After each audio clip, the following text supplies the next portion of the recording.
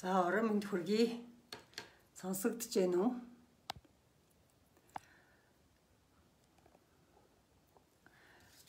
За өнөөдөр ягаад ч юм нэг улс төрийн викенд тиймэр санагдчихлаа.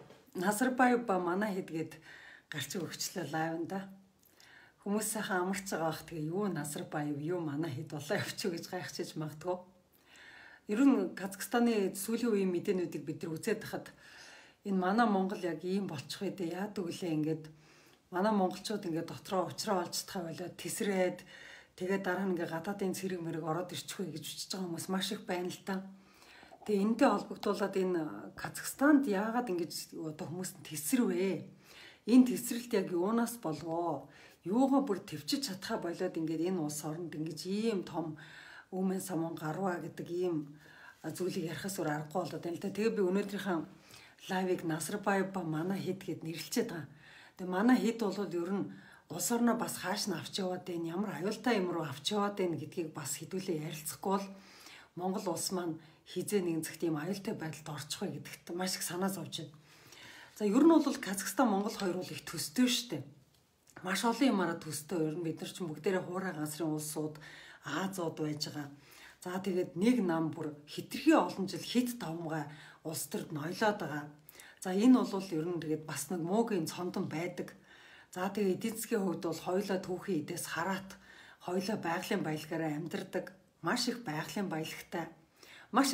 баялагтай учраас ер нь тэр байгалийн баялгаа цөөхөн хэдэн хүний гарт ингээд төвлөрүүлэх ийм хандлагатай байгаад байдаг. За Казахстанд бол бүр илүү хурдтай, илүү ихээр олборлоод, илүү ихээр нэг хүний гарт төвлөрүүлсэн. За энүүгээрээ нэг жижиг ялгаатай манайх бас ийм чиглэл рүү яваад идэг. За тэгээд хамгийн гол нь одоо Казахстанд ингээд ард түмэн ингэж бүр тэсгэ байдлаар дэлбэрсэн хамгийн том шалтгаан бол иргэдийнхэн үг хэлэх, үзэл бодлоо чөлөөтэй илэрхийлэх эрхийг яг 30 жил дарсан байна. За дарахтаа яаж дарсан бэхээр дандаа хуулиар дарсан. Эхлээл чөлөө твллүүдээ хаасан. Дараа нь сүрэг хүчнийхнийгээ ер нь баг байхгүй болгосон. Тэгээ сүрэг хүчин гэдэг юм байхгүй. Назарбаев сонгуульд ороод сонгогдохоор 98% таа сонгогддог байсан. Бүр тэгтэл нь улс төрийн намууд өөр байхгүй болгосон. Тэгээ тэрнийхээ дараагаар иргэний нийгмээ байхгүй болгосон. За ингээл Орос хятад гэдэг хоёр том хөрштөө маш их баялагтай яг манай Монгол шиг ингээл ард түмэн ингээл ихэнх нь ядуу амьдраад идэг ийм байдалтай ингээ 30 жил явхад хүмүүс ингээд нөгөө бухимдлаа илэрхийлэх хэрэгсээ сууг байхгүй болсон. Иргэний нийгмийн шугамаараа илэрхийлье гэхээр айлэр тэднийг нь гадаадын тагнуул магнуул гадаадын гар хүлмэл болгоод хэрэгт хийхийг хийгээд гаднаас нэг өчүүгэн жижигхэн буйны санхүүжилт авчихл юм бол баг эх орноосоо урвсан гэмт хэрэг болгочих гээл. Ингэж даралсаар гад ард түмэн бол ерөөсөө үгээ хэлэх сууг байхгүй, шүүхэд очиод заргалдаж чаддгүй. Шүүгч нар нь бүгд нэг хүнд үйлчилдэг. Хуулийнх нь тэр чигээр нөгөө Назарбаевын хонголтой. Ийм байдалтайгаар ингээ 30 жил болсны дараагаар ингээ тэсгэ болоод Казахын ард түмэн боссон байна л да сая. Тэгэхээр зэрэг бид нар бол ер нь бол хүний эрхийн нөхцөл байдлаараа Монгол улс дэлхий дээр Казахстанаас арай жоохон дээгүүр явж байгаа. Өнөөдрийн нөхцөлд бол хүний эрхийн индексээр бол монголчууд маань дэлхийн улс орнууд дотроос 70 дугаар байранд явж байгаа. За Казахстан бол 96 дугаар байранд явж байгаа. За хувь хүний хөгжлийн индексээр манай улс ч гэсэн нэг жоохон урд 779 гэдэг оноотой явдаг. За Казахстан болохоор 669 гэдэг оноотой явдаг. За эдийн засгийн эрх чөлөөний хувьд бол манайх Казахстанаас бас жоохон урдталт нь явдаг 743 гэдэг оноотой. Казахстан 7.1 гэдэг оноотой явдаг. Хүний эрхийн яг одоо суур эрхийнхаа үзүүлэлтээр бол бидний өнөөдрийн одоо авч байгаа үнэлгээ бол 761 гэдэг үнэлгээтэй явж идэг. Казахстан бол 6.9 гэдэг үнэлгээтэй явж идэг. За хүн амын хувьд гэх юм бол манайх 3.3 сая хүнтэй, Казахстан бол 18.7 сая хүнтэй. Манайхаас бол 5.6 дахин том ийм одоо олон хүн амтай улс байгаа. За эдийн засгийн хувьд гэвэл нэг хүнд ногдох одоо ер нь дотоодын нийт бүтээгдэхүүнийхээ хэмжээгээр бол манайх 13.7 тэрбум доллараар үнэлэгддэг. За Казахстан бол 203 тэрбум буюу манайхаас 14.8 дахин том эдийн засаг гэж ойлгож болно. Тэгэхээр манайхаас ингээд 15 дахин том эдийн засаг нь ингээд нэг хүний гарт орцсон. Бизнесийнх нь ерөөсөө Назарбаевтай л найзлахгүй бол тэднийх нэг л долоохгүй бол тэгэл бизнесгүй болдог. Ийм байдлаар бол нөгөө энгийн иргэдийнхээ бизнесийн орчныг маш их хөмсөн. Ингээд бол ядуурл нэмэгдсэн. За ядуурл нэмэгдсэний дараагаар бухимдал нэмэгддэг. Бухимдлаа илэрхийлэх гэхээр чөлөө твэл байхгүй. Бухимдлаа шүүхэд хандаад гаргахыг гэхээр шудраг шүүх байхгүй. Өөртөө тэгвэл асуудлаа шийдээд явъя. Өөртөө тэгвэл хөрөнгө мөнгө босгоод засаг бид нар туслахгүй бол өөртөө асуудлаа шийдээд явъя гэхээр иргэний нийгмийн авчид бүгдийг хааж хахаад ингээд боогод ингээд иргэний нийгмийг байхгүй болгоцсон. За ингээд төрийн бас байгууллагч байдгүй, чөлөө твлэлж байдгүй, ингээд юучгүй ингээд сөрөг хүчинч байхгүй, сөрөг хүчний намч байхгүй ингээд 30 жил болоход дээшээ тэнгэр хол доошоо газар хатуу болоод энэ улс орн ингээд тесэрч байна. Тэгэхээр зэрэг бид нар бол одоо хүний одоо нүдэн дээр болж байгаа, бидний нүдэн дээр болж байгаа хөрс зэрэгэлтэй улс оронд маань нүдэн дээр болж байгаа энэ үйл явдлаас сургамж авах хэрэгтэй. Бид нар хаашаа яваад ийн вэ? Бид нар эдний араас яваад байгаа юм биш үсттэй гэж эргэж харах хэрэгтэй. Хэдийгээр сүүлийн 30 жил Казахстан одоо эдийн засгийн хувьд бол маш эрчимтэй хөгжсөн гэдэг үзүүлэлттэй байдаг боловч энэ хөгжлийнх нь үр шим, энэ баялаг нь цөөхөн хэдэн үний гар төвлөрсөн нэг омог отог тийм нэг овгийнханд цугларсан гэдгээр маш их одоо сөрөг нийгэмд одоо ийм сөрөг үйл явдал болсон байгаа. Дээр нь одоо тэр одоо баялагийг бүгдийг гартаа хатгсан хэдхэн нөхдүүд л одоо ерөөсөө авилгаар улмал баялгаа нэмэгдүүлэх, улмал эрх мэдлээ нэмэгдүүлэх, ингээл улмал шудрах биш байх ийм тогтолцоог хуулиар бий болгоод явуулсан. За манай Монголоос бол Казахстаны ялгаатай гол байдал нь бол тэдэр зөвлөлт холбоот улсын бүрэлдэхүүнд байсан. За Монгол улс бол хизээч зөвлөлт холбоот улсын бүрэлдэхүүнд байгаагүй. За ингээд зөвлөлт холбоот улсын бүрэлдэхүүнд урд нь байсан босод улс орнууд тийм Киргиз, Туркменстан, Узбекистан, Азербайджан гэдэг босод улс орнуудтай нийлээд Оросууд энтертэй нийлээд харилцсан аюулгүй байдлын хамтын аюулгүй байдлын байгууллага гэдгийг байгуулсан байсан. Тэгээ сая энэ хамтын аюулгүй байдлын байгууллагынхаа гэрээгээр одоо аль нэг улсад нь одоо терроризм одоо юу ч гэдгийг үүмэн самуун гарах юм бол харилцан биеийнхээ аюулгүй байдлыг хамгаална шүү гэдэг гэрээнийхэн дагуу сая баахан гадаадын цэргүүдийг өөрсдөө ингэ ураад оруулчлаа. За ийм байдалтайгаар одоо Казахстаны нөхцөл байдал өнөөдөр өрнөж байна. За энэ өрнөж байгаа нөхцөл байдал донд бол үнэн зөв мэдээлэл авах бүр ямар ч боломжгүй байна. Яг гэх юм бол одоо хэвлэлийнхнийг хавчин бооцсон, интернетээ хаажсан бүх хүмүүсийн чөлөөтэй мэдээлэл гадагшлуулах сувгуудыг бүгдийг нь хааж хайчаад тэгээ өөрсдөө одоо хянсан мэдээллийн сувгаар өөрсдөө одоо ард түмнийг одоо дээрэмчин, террорист гэх янз янзаар нэрлээд одоо ингээд цаана одоо яг хэдэн хүнийг яаж хэлмэгдүүлж байгааг бол бид нар өнөөдөр мэдхийн арга байхгүй байна л да. За энэ гонигтай нөхцөл байдалд хүрэгдэг юм нь юу байдгүй гэхээр ерөөсөө дэлхийн нийтийн түүхэнд байдаг хитгэл зүйл байдаг. Ийм гонигтай үр дүнд улс орныг хүрэгдэг, улс орныг юм тогтворгүй байдалд аваачдаг, улс орныг юм аюултай тийм тесэрч дэлбэрх ингээ мин шиг ийм аюултай ингээд байдалд нөхцөл бухимдалд аваачдаг гол зүйл бол тэр улс дотор ардчлал шударга бас алга болох. Энэ тохиолдолд яг ийм тухайн улс орны ийм тесрэх бөмбөг шиг болно гэдэг угаасаа байж идэг. Угаасаа ийм онлын хувьд олон одоо түүхэн туршлагууд бол байж идэг. За тэгвэл манай Монгол улс бол яагаад амар тайван амар амгалан байж чадаад байгаа юм бэ гэхээр биднэрт муу цааж биднэрт үгээ хэлэх сувг нээлттэй байгаа гэсэн үг. Тодорхой хэмжээгээр бид нар уураа гаргаж чадаад байна гэсэн үг. Уураа гаргаж чадах бид нар сошиал байна. Одоо төр засагтаа дургүй байх юм бол хилээд өгөх юм бол биднэрт гаргаад өгөх хэвлэл мэдээлэл байна. Одоо иргэний нийгмийн байгууллага байна гэдэг. Өнөөдөр бид нар энэндээ баясаад, баярлаад амар тайван байгаадаа одоо өөрсдөө ацтаа тооцоод явж байна. Гэхдээ хамгийн төвшөртэй нь юу вэ гэхээр энэ байдал бас алга болох тийшээ явж шүү. Ялангуяа Монгол Ардын намын сая 100 жилийн он жил 2021 онд бол маш их ухралтууд боллоо. Тэгээ энэ ухралтуудын дунд хэвлэл мэдээллийнхнийг бол тэр чигээр нь худалдаж авлаа. Тэр хэвлэл мэдээллийнхэн бол хамгийн түрүүнд одоо дөрөв дэх засаглалынхаа үүргээс бараг сайн дураараа мөнгөөр татгалзах ийм одоо кампанид ажилласаа явагдлаа. Маш олон хэвлэл мэдээлэл худалдагдсан, маш олон хэвлэл мэдээлэл хаалтын гэрээгээр амьдарч байна.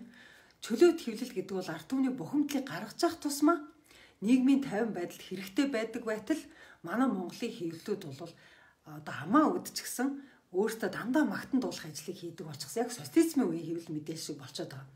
Тэгэхээр социализмын үеийн хэвлэл мэдээлэл шиг байдал чинь хуурамч, нийгмийг дандаа хуурамчаар харуулдаг. Ийм хуурамчаар харуулдаг юм нь удах юм бол тесэрдэг ийм аюултай байгаа. Тийм учраас улс орноо 50 амгалан улс байлгахыг гэвэл хэвлэл мэдээлэл хаалтын гэрээнээс чөлөөлөх хэрэгтэй. За хоёрдугаарт юу явагдаж байна вөхөр сөрөг хүчний номуудыг байхгүй болох ажил явагдаж байна. Тэгэхээр сөрөг хүчний нам гэдэг зүйл бараг байхгүй болж байгаад бараг Назарбаев шиг 98% сонгогдох мөрөддөг одоо ганц намтай болчихлоо шүү дээ. Тэгэхээр энэ ганц нам ганцаараа ингээд Назарбаев шиг дахин сонгогдоод байгаа юм бол Назарбаевын хөшөө яаж унсан яг тэрэн шиг л Монгол Ардын нам дахиад унана. Тэгэхээр зэрэг энэ аюулыг одоо хизээ унах вэ гэдэг нь л одоо цаг хугацааны асуудал болохоос ш ганцаараа нойлоод хизээч хинч хоол явдггүймаа гэдгийг дэлхийн түүх дахин нотолдог. Ийм учраас сөрөг хүчний намууд идэвхжих хэрэгтэй. Сөрөг хүчний намуудыг үйл ажиллагаагаа явуулах нөхцлөөр нь хангах хэрэгтэй болчиход байна. Тэгэхээр ийм нөхцөлийг хангахгүй байлгахын тулд бүр ингээд дээд шүүх гэдэг байгууллага бол ингээд зориудаар ингээд даалгавартай юм шиг ажиллаад байдаг. Тэгэхээр зэрэг бид нар бол одоогоор дээд шүүх нь гэмт хэргийн бирж шиг ажилдаг. Чөлөө твл нь амаа өдүүлч гэсэн дандаа долоогч шиг ажилдаг. Ийм нөхцөлд төр засгийг шүүмжилдэг цорын ганц одоо ардчлалын нэг баг нь олж үлдсэн институт бол одоо иргэний нийгэм байна. Өөрөөр хэлбэл иргэд бид нар өөрсдөө байна. Тэр иргэний нийгэм гэдэг маань юунаас бүрддэг вэ гэхээр иргэд бидний чөлөөт дуу хоолойноос бүрддэг. Бидний байгуулсан чөлөөтэй төрийн бас байгууллагуудаас бүрддэг. Тэр бидний байгуулж байгаа чөлөөтэй төрийн бас байгууллагууд маань одоо засгийн газрын буруу шийдвэрийг шүүхэд өгдөг цорын ганц одоо иргэдийн өмнөөс тэр уур бухимдлыг одоо нийгэмд дамжуулж өгдөг юм сууг нь болчиход үлдчихэд байж байна. Гэтэл яг энэ Казахстаны энэ одоо бослого өмнөний хажуугаар Монголын улсын хурал юу хийж гэнэ вэ гэхээр иргэний нийгмийн байгууллагуудыг өнгөрсөн 25 жилийнх нь легасигаас нь салгах, өнгөрсөн 25 жилийнх нь олтоос нь салах ажлыг яг одоо хийгээд явж байна. Иргэний дуу хоолойг хясах, боох, илүү хяналтанд оруулах, илүү засгийн мэдэлд байлгах, иргэдийг одоо нөгөө чөлөөтэй эвлэлтэнд нэгдээд чөлөөтэй үйл ажиллагаагаа явуулах эрхийг хаах боох хуулийг өргөн бариад батлах гэж явж байна. За энэ хуулийг хэн өргөн барив гэхээр Монгол Ардын намын дарга ерөнхий сайд Оюун Эрдэнэ өргөн барьсан. За түүний үеэл Нямбаатар энэ хуулийг боловсруулсан. Тэгэхээр хууль зүйн яамны боловсруулсан хоршооны эрх зүйн байдлын тухай хууль, сангийн эрх зүйн байдлын тухай хууль гэдэг ийм хоёр айгу сонин нэртэй хоёр хууль одоо улсын хурал дээр хэлцэгдэж байна. Энэ хоёр хууль нь яах зорилготой хууль юм бэ гэхээр төрийн бос байгууллагын тухай хуулийг устгах зорилготой ийм хоёр хууль байж байгаа. Тэгэхээр төрийн бос байгууллагын тухай хууль байхгүй болсноороо устснараа юу болж хувирах вэ гэхээр иргэд өөрийнхөө эрх ашигын төлөө өөрсдийнхөө нийгмийн бүлгийн одоо эрх ашигын төлөө дуурах тэр эрх бол үндсэндээ бүдгрээд ингээ алга болж байгаа. Монгол улсын бүх хуулиас төрийн бус байгууллага гэдэг үгийг арчин хайх гэж байна. За үүний оронд ашгийн бус хуулийн этгээд гэдэг одоо нэр томьёо орж ирэх гэж байна. Тэгэхээр ашгийн бус хуулийн этгээд гэдэг нэр томьёо төрийн бус байгууллага гэдэг нэр томьёо хоёр зарчмын үед ямар ялгаатай юм бэ гэхээр төрийн бус гэдэг үгийг хэрэглэснээрээ төр оролцохгүй шүү, эн чинь иргэн миний орон зай шүү гэж одоо орон зайгаа авч үлддэг юм зарчмын том шийдэл байдаг. Тэгвэл төрийн бус гэдэг үгийг Монгол улсын бүх хуулиас авч хайснараа бүх зүйлийг төрийн мэдэлд оруулах ийм алхам руу явж байна. Төрийн бус байгууллагуудын одоо хуулиар бидний одоо эдэлдэг, иргэн бидний эдэлдэг хамгийн гол эрх ашиг бол юуг нийгэмд хэрэгтэй юм бэ гэдгийг бид нар өөрсдөө тодорхойлдог. Нийгэмд юу хэрэгтэй юм бэ гэхээр миний эрх ашигыг зөрчихгүй байх хэрэгтэй, тэр хүний эрх ашигыг зөрчихгүй байх хэрэгтэй. Бие биенийхээ эрх ашигыг зөрчигдэх юм бол бид нар нийлээд дугарна гэдэг. Энэ одоо иргэдийн өөрсдөө гаргаж шийдвэрээ гаргаж, өөрсдөө төр засагтайгаа шаардлагатай бол шүүхээр заргалдаж, шаардлагатай бол шүүмжилж, шаардлагатай бол төр засгийн хийж чадахгүй ажлыг өмнөөс нь хийж, ингэж эрхчлөөгөө бид нар эдэлдэг. Ингэж эдэлсээр бид нар 25 жил болж ирсэн. Гэтэл өнөөдөр төрийн бус гэдэг үгийг Монгол улсын бүх хуулиас авч хайснараа Монгол улсад төрөөс хамааралгүй зүйл гэж байхгүй болох ажлыг эднэр хийж байна. Тийм учраас би юу уриалж гэнэ үү гэхээр энэ улсын хурлын гишүүдийг энэ хоршооны эрх зүйн байдлын тухай хууль, сангийн эрх зүйн байдлын тухай хууль гэдэг энэ хоёр хуулийг битгий үг үсгэн дотор нь орж мөнгөнаач ээ. Энэ хоёр хууль чинь дотор айгүй гой үг үсгтэй орж ирж байгаа. Гаднаас нь ингээд томоор нь хараачаа гэж хэлмээр байна. Томоор нь харах юм бол ямар том юмыг нураагаад ямар өчүүхэн жижигхэн хоёр юмн дээр та нарыг мэтгэлцүүлээд маргалдуулаад байна вэ гэдгийг та нар нэг хараачаа гэж хэлмээр байна. Хамгийн гол нь иргэдийн орон зай алга болж шүү. Иргэдийн хамгийн том орон зай байсан төрийн бус гэдэг тэр том одоо гэр орныг, тэр том одоо асрыг наадуулч нураагаад хоёр жижигхэн хоршоо сан гэдэг сандал тавьчаад эсвэл энэ сандал дээр суу, эсвэл тэр сандал дээр суу. Өөр газраар явж болохгүй шүү гэд ингээд одоо иргэдийн орон зайг хумжээнаа. Тэгээ энийг битээ талархан дэмжиж янз яриад ингээд баталчих гээд байгаа чи. Энэ дээр бол буцаагаач гэж хэлмээр байна. Ер нь Монголын төрийн бас байгууллагууд энийг эсэргүүцээд одоо гарын үсэг зуруулаад эхэлсэн байлаа олон улсын хэмжээнд. Тэгээ нэгдсэн үндэсний байгууллага бусад олон улсын хүний эрхийн байгууллагад энийг хүргүүлэхээр гарын үсгнүүд явж илээ. За 200-аас дээш хүн гарын үсэг зурсны дараагаар нүүбээс эхлээд ингээ анхаарал эхэлдэг одоо ийм гарын үсэг зурх компанид ажлын вебсайт байдаг. Өчигдрийн байдлаар бол өчигдөр орооны байдлаар нь бол 211 хүн гарын үсэг зурчихсан явж исэн. Одоо бас зөндөө олон хүмүүс гарын үсэг зурсан баг. Тэгэхээр манай тэр нөгөө нэг бусад төрийн бас байгууллагуудын гаргасан энэ хоёр хуулийг буцаагаач гэдэг одоо өргөдөлтөөр нийтээр ингээ гарын үсэг зурх юм бол нэгдсэн үндэсний байгууллага олон улсын хүний эрхийн байгууллагууд руу ямар мэдээлэл очих вэ гэхээр Монголын иргэд өөрсдийнхөө орон зайн төлөө тэмцэж байгаа юм байна. Монгол хүний одоо чөлөөтэй эвлэлд нэгдэх төрийн бас байгууллагатай байх. Тэгээд төр засгаа хянах, өөрсдийнхээ эрх ашигын төлөө эвлэлд нэгдэхийн эдлийн төлөө тэд нар тэмцэж байгаа юм байна гэдэг мессеж очно. За энийг нь үл тоомсорлоод төрийн бас байгууллага гэдэг үгийг хуулиас бүр мөсөө авч хаяад иргэдийн орон зайг хумбах юм бол энэ иргэдийн орон зайг хумбахын төлөө улаар нь тэмцсэн улс төрчид бол харж ихсалтанд орноо. Хүний эрхийг зөрчигчдийн тоонд аль биесээр орно шүү гэдгийг бас энд хэлчмээр байна. Яг тийм бол хүний эвлэлтэнд нэгдэх эрх эрхийн хамгийн гол амин сүнс нь юу гэдэг вэ гэхээр яг энэ Казахстан шиг ийм байдалд орохгүй төлөөл эрх байдаг. Иргэд өрөөсөө төр засагт дургуутсаж байгаа бол ямар нэгэн шийдвэр төр засгийн ямар нэгэн шийдвэр хүний эрхийг зөрчиж байгаа бол тэр чинь зөрчиж जैन шүү гэдгийг хэлэх ийм одоо орон зайтай л байхыг хүсдэг иргэд бол ардсан орны иргэд. Тэр орон зайг нь хуулиар хумих тусам нийгэм улам тогтворгүй болох тал руу явдаг шүү.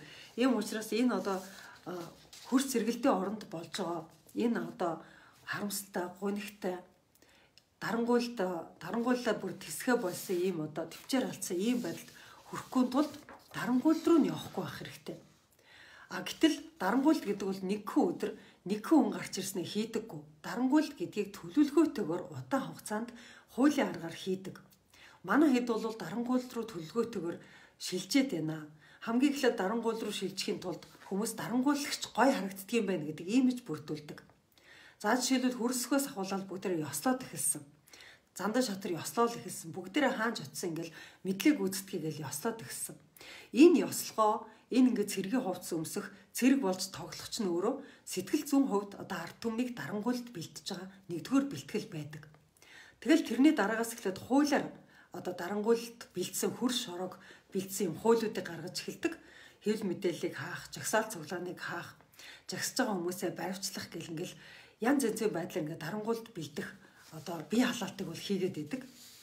Тэгж жагаад одоо зарим нэг ингээд дуурсан төрийн бас байгууллагууд, зарим нэг дуурсан сэтгүүлч мэтгүүлчнэр бол ганц нэгээр нь цоллож янз янзаар шоолж жагаад, өөлж шоолж жагаад, хэрэгт оруулж жагаад тэгэд хэвлэл мэдээллийн амыг барих, иргэний нийгмийн амыг барих энэ ажлуудыг удаа дараагаар хийж жагаад тэгээ дараа нь энийг хууль болгоод авдаг. Манад бол энэ бүх үйл ажиллагаа яг дистараллаад явагдаад байгаа. Тэгээд одоо сөрөг хүчнийхээ дууг хорж авсан, хэвлэлийнхнийхээ дууг хорж авсан худалдах аргаар за одоо иргэний нийгмийн дуу хоолойг хуулийн аргаар хорих гэж байна. Иргэний нийгмийн байгууллагууд бол ерөөсө төрийг хянжих ёстой үүрэгтэй байж төр нь одоо иргэний нийгмийг хянана гэдэг хууль хийж штт. Уул нь бол иргэд бид нар төрөө хянах гэж иргэний нийгэм байгуулах эрх хэрэгчлөөр хангагддаг байхгүй юу? Гэтэл одоо яах ёстой юм гэсэн чинь ерөнхий сайдын мэдлэлт нэг 9 хүн 9 хүнтэй зөвлөл байгуулж авч яснаа. Тэгээ тэр ерөнхий сайдын мэдлийн 9 хүнд бүгдээрээ байнга л одоо хийж байгаа ажлыг хянуулдаг болох юм байна л да. Хөдөө орон нутагт нэг жирийн нэг сайлчид малчид нийлээд төрийн бас байгууллага байгууллаа. Гэтэл жилдээ 4 удаа ерөнхий сайд өөд бид нар тайлан биччих юм гинэ. Ийм аргаар одоо янз янзын байдлаар энэ одоо хуулийн аргаар иргэний нийгмийн амыг үүдэх тайлангаа явуулаагүй гэдэг шалтгаанаар шүүхэд зарга мэдүүлэх эрхийг хасах гээд маш олон юмыг оролдлого хийх гэж байна. Маш олон одоо төрийн бас байгууллагуудын амыг мянгаар нь үүдэх гэж байна. Манай Монголд байгаа 26,000 гаруй төрийн бас байгууллагуудын амыг үүдэх одоо тайлан тооцоо бүх юмыг ерөнхий сайдын мэдэлд авчрах ийм хуулийг одоо улсын хурлын гишүүд хилцэж байна. Тэгэхээр би одоо энэ амралтын өдөр та бүхнийг амарч явах үеэр одоо нэгэн улс төр ярьсных дахиад бас нэг зүйл уриалчихъя. та бүхэн өөрсдийнхөө одоо сонгогдсон улсын хурлын гишүүд рүү мессеж чирээ. Хоршоодын эрх зүйн байдлын тухай хууль, холбооны эрх зүйн байдлын тухай хууль, сангийн эрх зүйн байдлын тухай хууль гэдэг хоёр хуулиа буцаа, санаачлагчд нь буцаа, битээ дэмжээ гэдэг мессежийг явуулж өгөрөө гэж та бүхнээс уриалъя. За ингээд сайхан амраарай. Амралтын өдөр жах улс төр ярьчлаа. За гэхдээ бид нар үнэхээр дарангуйлт гэдэг чинь ингээд мяран гитэж ирж байгаа учраас ингээд бид нар ингээд амарч байгаа хооронд мяраагаал байгаа шүү дээ наашгаа. Тэг ингэж мяран гитэж ирж байгаа дарангуйлыг бид нар таньж, зогсоож, болиулахгүй бол дарангуйлагчид бол цаашдаа Назарбаев болдог. Назарбаев шиг дарангуйл ингээд улс оронд хитрхи их нэмэгдээд эхлэх юм бол цаашаа ингээд Казахстан шиг ингээд дотроо ингээд бухимдлаад ирэхгүй тесэрдэг. Тэгэхээр ийм тесрэлтийг бид нар хүсэхгүй байна. Ийм амар дарангуйлыг бид нар хүсэхгүй байна. Ийм учраас бид нар дарангуйл ирээгүй дээр нь ирэхээс өмнө таниад бид нар буцааж аймаар байна. Ингээд бид нар дархлаатай баймаар байна. Дарангуйллын вирусын эсрэг дархлаатай баймаар байна. Тэгэхээр нэг дархлаа бол иргэний нийгмийнхаа дархлааг яг одоо улсын хурл устгах дээр тулаад явж байгаа. Тийм учраас энэ төрийн бус байгууллагын тухай хуулийг хүчингү болгоулахгүйгээр тэр сангийн тухай хууль, хоршооны тухай, холбооны эрх зүйн байдлын тухай хуулиудыг буцааж агаад дахиж чамбааруулад иргэний орон зайг үлдээж энэ хуулийг батлах ёстой гэсэн ийм байр суурийг би та бүхэнд хэлэх гэсэн юм аа. За ингээд анхаарал тавьсанд баярлалаа. Сайхан амарцгаагаарай.